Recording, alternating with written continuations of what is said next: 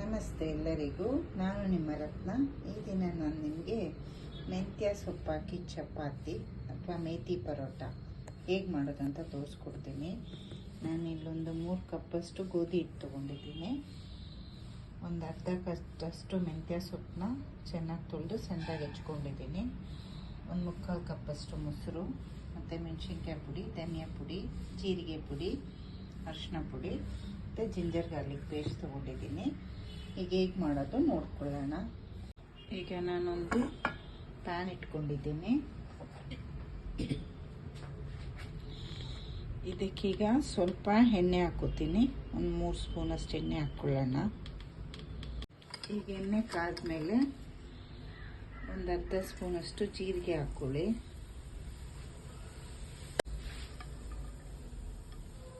ಈಗ ಮೆಂತ್ಯ ಸೊಪ್ಪು ಹಾಕ್ಕೊಳ್ಳೋಣ.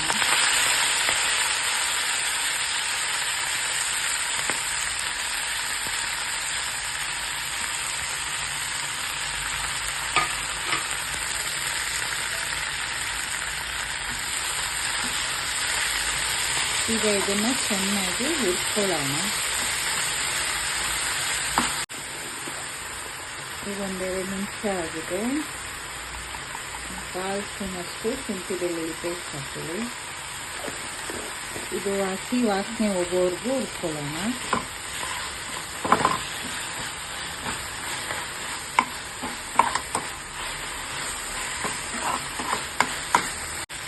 ಈಗ ಇದಕ್ಕೆ ಮೆಣಸಿನ್ಕಾಯಿ ಪುಡಿ ಹಾಕ್ಕೊಳ್ಳೋಣ. ನಾನು 1/4 ಸ್ಪೂನಷ್ಟು ಹಾಕೋತಾ ಇದ್ದೀನಿ. ಮತ್ತು ಧನಿಯಾ ಪುಡಿ 1/4 ಸ್ಪೂನು, ಜೀರಿಗೆ ಪುಡಿ 1/4 ಸ್ಪೂನು ಮತ್ತು ಒಂದು ಚಿಟಿಕೆಯಷ್ಟು ಅರಿಶಿನ. ಇದನ್ನೆಲ್ಲ ಫ್ರೈ ಮಾಡ್ಕೊಳ್ಳೋಣ.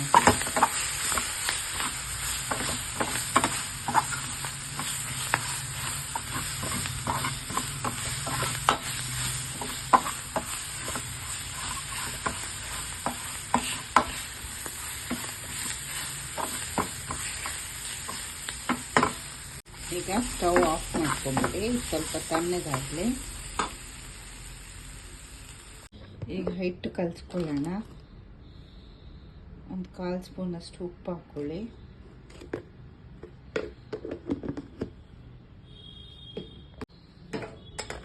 ತಣ್ಣಗಾಗಿದೆ.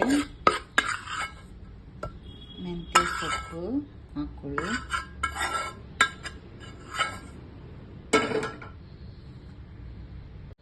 ಮೊಸರು ಹಾಕ್ಕೊಳ್ಳೋಣ.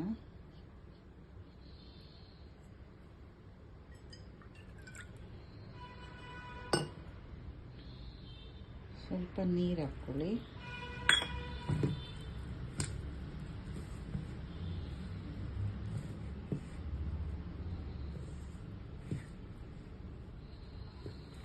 ಚೆನ್ನಾಗಿ ಎಲ್ಲನೂ ಮಿಕ್ಸ್ ಮಾಡ್ಕೊಳ್ಳೋಣ. ಈಗ ನೀರು ಎಷ್ಟು ಬೇಕೋ ಅಷ್ಟು ನೋಡಿ ಕಲಿಸ್ಕೊಳ್ಳೋಣ. ಚಪಾತಿ ಹಿಟ್ಟಿನ ಹದಕ್ಕೆ.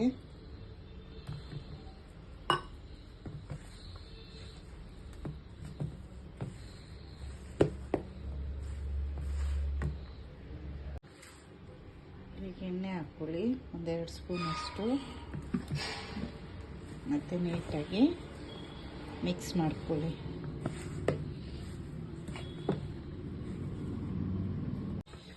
ನೋಡಿ, ಹೀಗೆ ಚಪಾತಿ ಹಿಟ್ಟಿನ ಹದಕ್ಕೆ ಕಲಿಸ್ಕೋಬೇಕು. ಈಗ ಇದನ್ನು ಒಂದು 20 ನಿಮಿಷ ಮುಚ್ಚಿಟ್ಬಿಡೋಣ.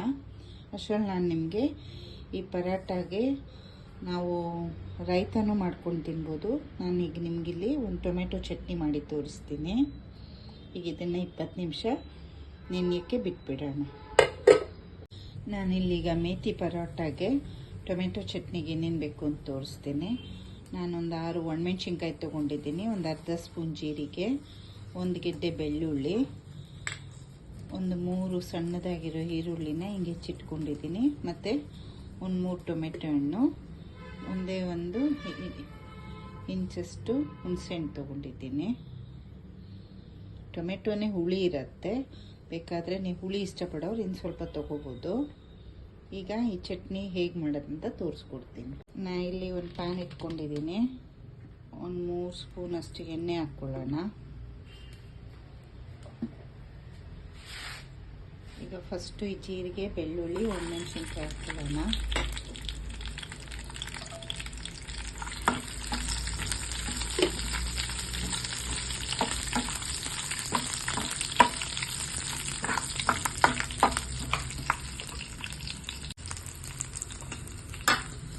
ಈಗ ಈರುಳ್ಳಿ, ಟೊಮೆಟೊ ಹಣ್ಣು, ಹುಣಸೆಹಣ್ಣು ಹಾಕ್ಕೊಳ್ಳಿ.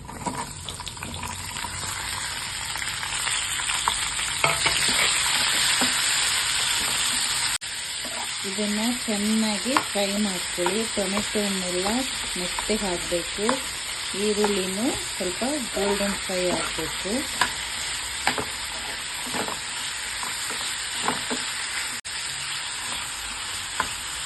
ಕಾಲು ಸ್ಪೂನಷ್ಟು ಉಪ್ಪು ಹಾಕ್ಕೊಳ್ಳಿ.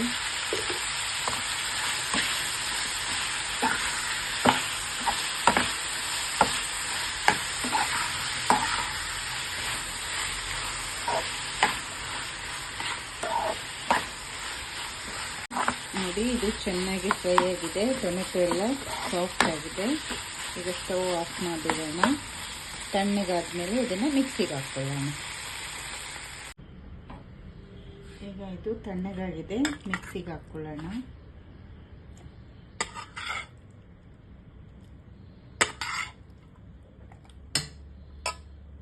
ನೋಡಿ, ಈಗ ಮಿಕ್ಸಿಗೆ ಹಾಕ್ಕೊಂಡು ಸಣ್ಣದಾಗಿ ರುಬ್ಕೊಂಡು ಬರ್ತೀನಿ. ನೋಡಿ, ಹೀಗೆ ನುಣ್ಣಗೆ ರುಬ್ಕೊಂಡಿದ್ದೀನಿ. ಈಗ ಇದಕ್ಕೊಂದು ಒಗ್ಗರಣೆ ಕೊಡೋಣ. ಈಗ ಪ್ಯಾನ್ ಇಟ್ಕೊಂಡಿದ್ದೀನಿ. ಒಂದೇ 1 ಸ್ಪೂನು ಎಣ್ಣೆ ಹಾಕ್ಕೊಳ್ಳಿ. ಈಗ ನೋಡಿ, ನಾನು ಒಗ್ಗರಣೆ ಉಂಡೆದು ಹಾಕ್ತಾ ಇದ್ದೀನಿ. ಇಲ್ಲ ಅನ್ನೋರು ಟೆನ್ಷನ್ ಬೇಡ. ಸಾಸಿವೆ, ಉದ್ದಿನಬೇಳೆ, ಕಡಲೆಬೇಳೆ, ಕರಿಬೇವು, ಸಣ್ಣದಾಗಿರೋ ಈರುಳ್ಳಿ ಹೆಚ್ಚಾಕಿ ಮತ್ತು ಒಂದು ಸ್ವಲ್ಪ ಜೀರಿಗೆ ಹಾಕಿ ಇದನ್ನು ನೀಟಾಗಿ ಫ್ರೈ ಮಾಡ್ಕೊಳ್ಳೋಣ.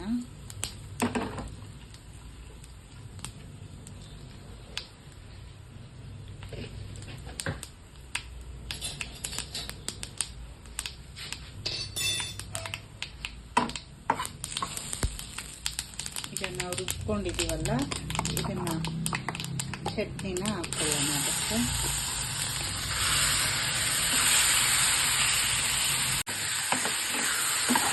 ಒಂದೆರಡು ನಿಮಿಷ ನೀಟಾಗಿ ಮಿಕ್ಸ್ ಮಾಡ್ಕೊಳ್ಳಿ.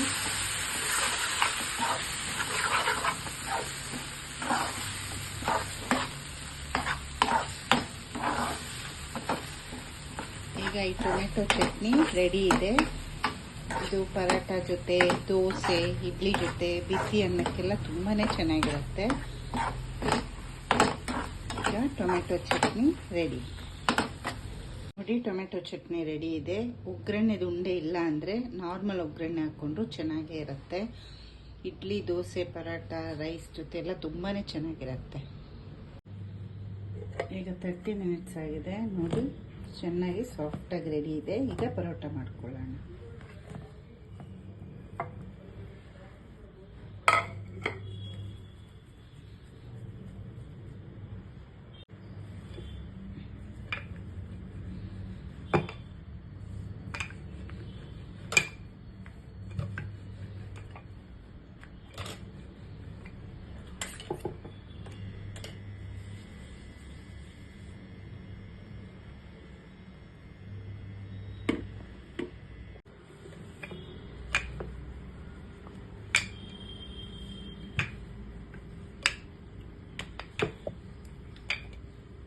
ಫಸ್ಟು ಹೀಗೆ ಸೈಡ್ಸ್ಗಳಲ್ಲಿ ಒತ್ಕೊಳ್ಳಿ.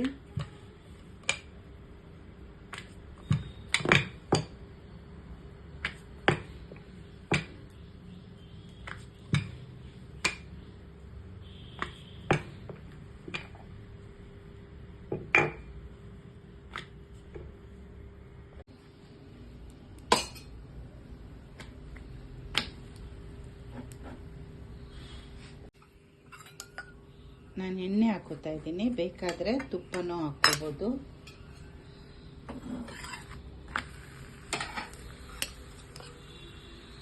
ಇದಕ್ಕೆ ಜೀರಿಗೆ ಎಲ್ಲ ಹಾಕಿರೋದ್ರಿಂದ ತಿನ್ನಬೇಕಾದ್ರೆ ಬಾಯಿಗೆ ಜೀರಿಗೆ ಎಲ್ಲ ಸಿಕ್ಕತ್ತೆ. ತುಂಬಾ ಟೇಸ್ಟಿಯಾಗಿರುತ್ತೆ ಈ ಮೆಂತ್ಯ ಸೊಪ್ಪಿಂದು ಪರಾಟ.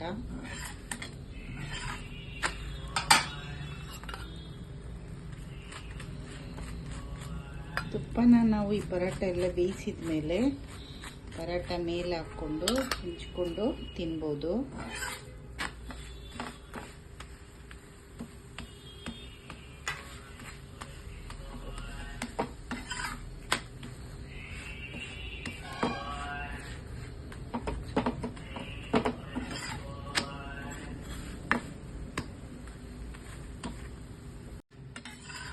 ಮೇಥಿ ಪರೋಟ ರೆಡಿ.